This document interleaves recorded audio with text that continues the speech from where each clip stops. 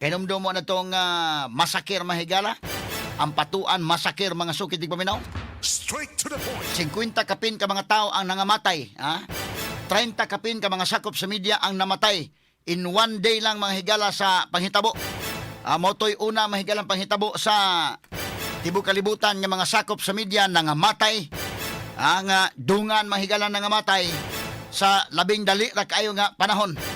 Nya gipanglubong pa mahigalang ilang mga patayng lawas dito mga sukit paminaw hasta pang mga gipangsakyan wa gyud tay ebidensya nga matrace. Straight to the point. Kaya hasta mahigalang mga sakyanan gipanglubong man. Straight to the point. Gigamitan pagbakho sa ilang provincial government.